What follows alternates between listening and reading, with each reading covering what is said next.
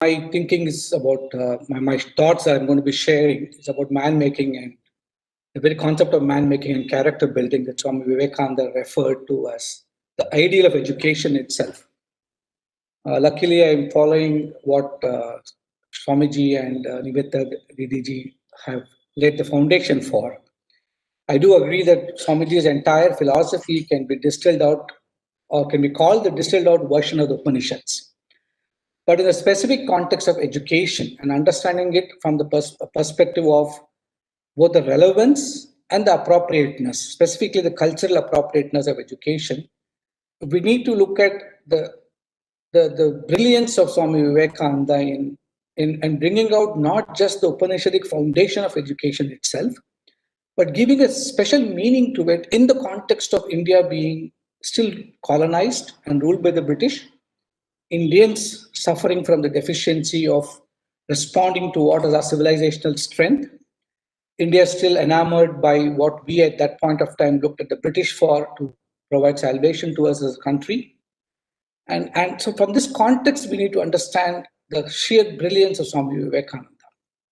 We also need to see, as we deconstruct his thoughts, and so beautifully captured by several books by the Ramakrishna Math and Mission.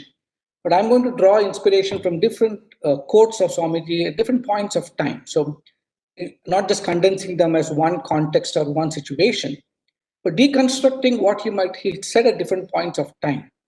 Whether it's his call to young people and specific focus on the energy of the youth, telling them that we want your work now, not when you're worn out and jaded. But also drawing for this particular talk reference on 3 or 4 specific quotes of his. And the very popular quote, the relevance and purpose of education being man-making and character building. But more importantly, I think what Swamiji referred to was the process of education, and so wonderfully captured in one sentence as that being the ability to bring out the inherent perfection already in man. Today, we look at schooling as a process of pumping information into an young child's mind.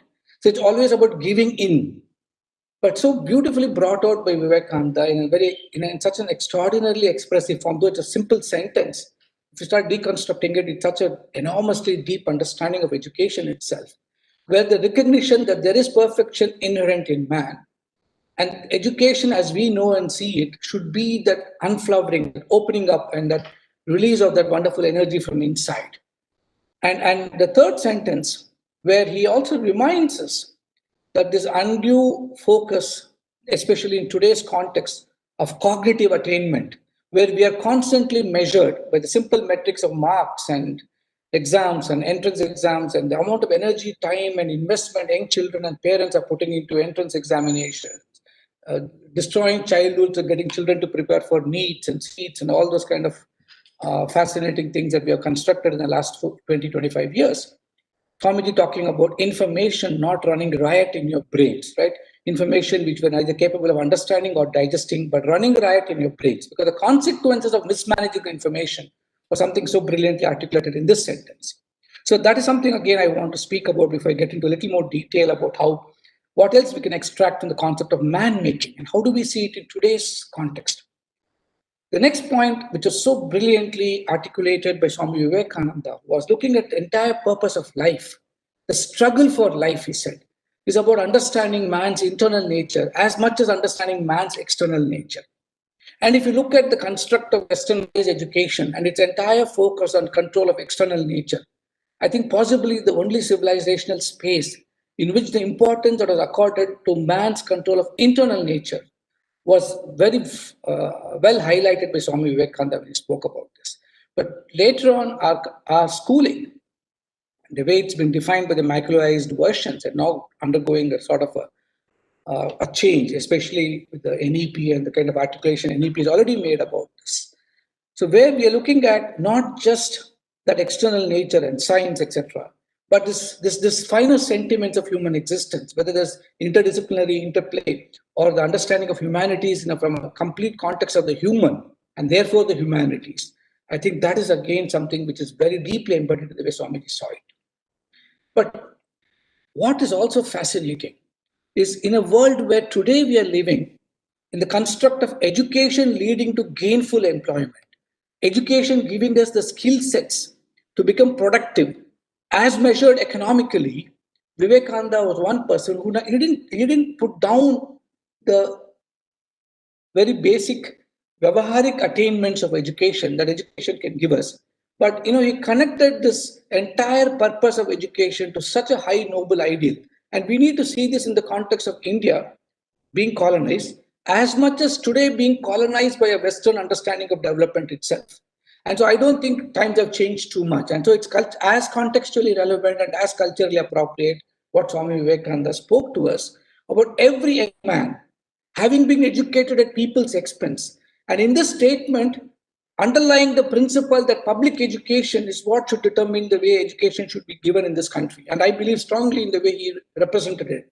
Every young man who, having been educated at people's expense, pays not the least heed to them. Calling that young man who doesn't pay the heed to the others around him as traitors. And so connecting it so beautifully, that the consequence of education in the context of being educated in India should be to finally serve Indians. And that too, the way he looked at the masses.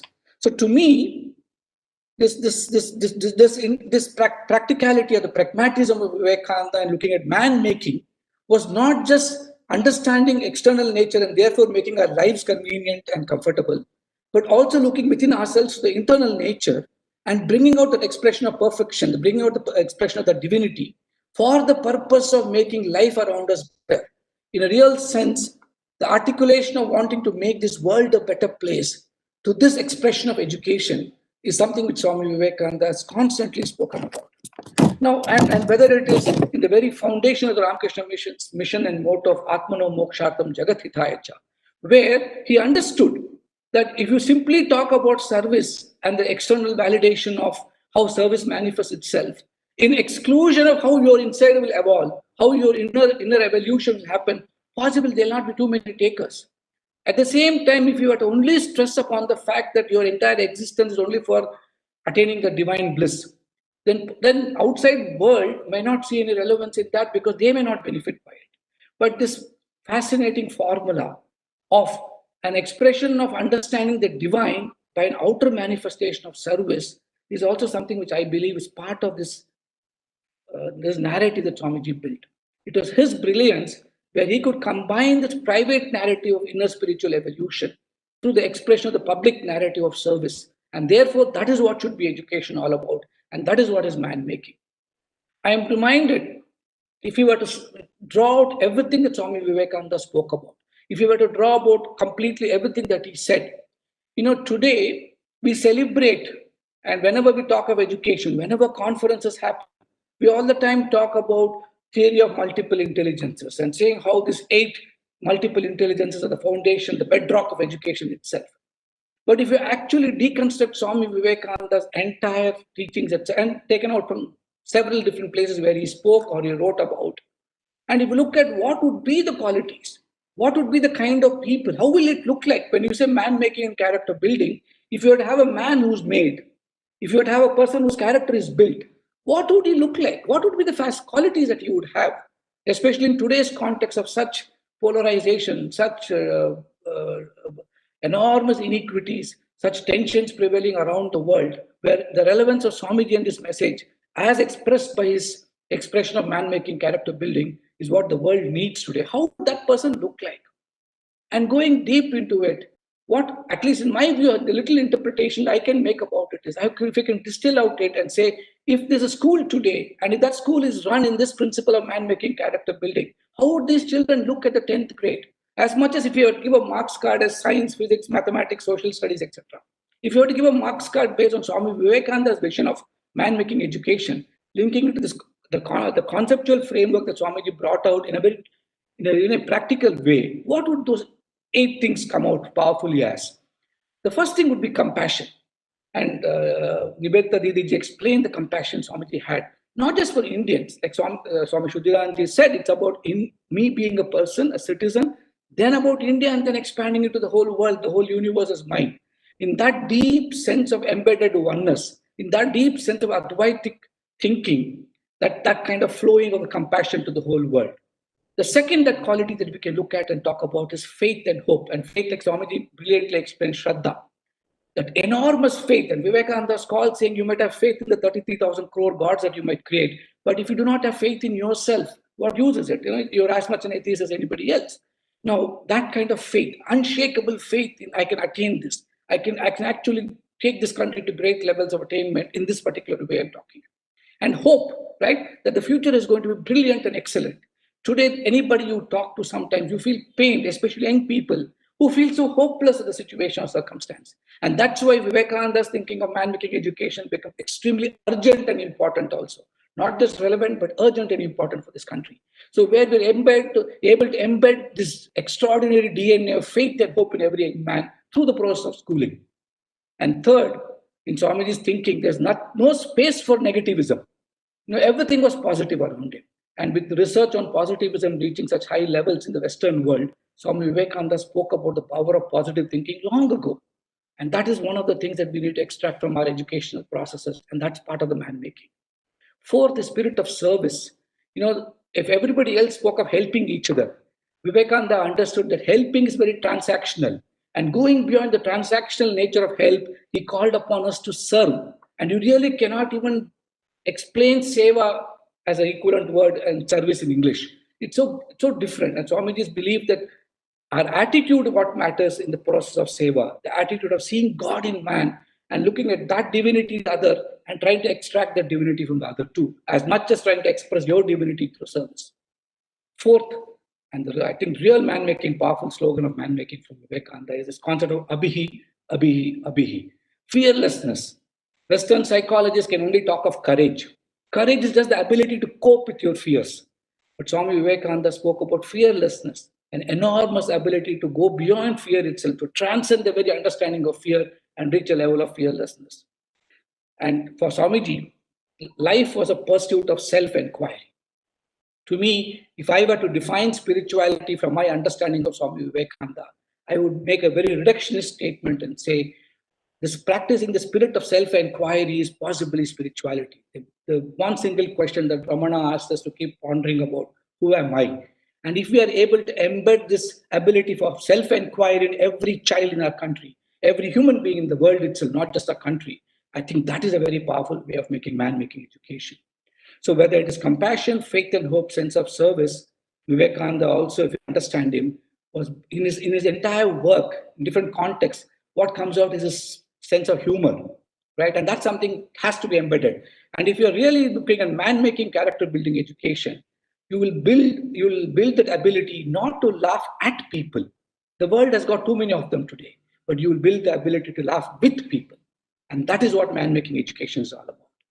Self-inquiry, positivism, and the last, and that is the essence of Swamiji's message, is this wonderful idea of mindfulness, being extremely mindful on whether you have achieved the level of compassion. This heightened sense of self-awareness is what man-making education is all about. Do you have that faith and hope that Swamiji asks us to have in this country, in this country's future? Are you positive about the way that we need to take this country forward, the world forward, making India the Jagat Guru, not from a very vain, egoistic, petty way of conquering other nations, but this extraordinary ability to transform nations, to look at humanity as an opportunity to reach God itself or understand that it is God itself. This is what I believe is education. Finally, in conclusion, if I were to say, how would it look in a school? I would say the curriculum should be only about 4 things in Vivekananda's language. Only 4 domains is what we need to build the human capital of a child. In the way the world is now looking at human capital as a measurable entity to understand country's progress. If we were to measure human capital from a civilizational perspective, that Swami Vivekananda has told us about, the first would be the physical, the body. He was very clear, you've got to build your body like a gymnast. You got to build your nerves of iron and muscles of steel. And that is where yoga comes in, the greatest contribution of this nation, and Swami Vivekananda is fully aware of it, creating this space for the physical body to express itself. Second, this cognitive. Information matters, and the sheer intellectual brilliance of Swamiji, his coupling of intellectualism with humanism, and that's something we need to imitate and make it as a role model. So cognitive attainment is important as much as a physical attainment. The third message Swamiji's life can tell us is emotive. It is an emotional. Today we talk of emotional quotients, but if you look at India, the investments we made on interpersonal and intrapersonal intelligence. It's all about people and society, like in his letter to the Mysore Maharaja, which Didi referred to. The vanities of life being transient, but he alone living who lives for others, the rest being more dead than alive. The conqueror of the internal nature as much as the external nature. Teaching this in our educational system is the emotive growth. And finally, all this only matters if we're able to stay grounded and focused in the spiritual evolution that we need to see. The final journey, the destination of the entire man-making character building education as a process could be external world being a better place, but finally transcending this journey to understand that we are as much a God as the people around us and getting this message across through our educational systems. And this is, if I were to say, if I could capture Swamiji's message, it's an endless treasure trove of information, but if we could distill out in 15 minutes, this is what I would like to understand from his message. And so I'd like to thank again the Vivekananda International Foundation for creating this wonderful platform to share such great thoughts and listening to such wonderful people. Namaste.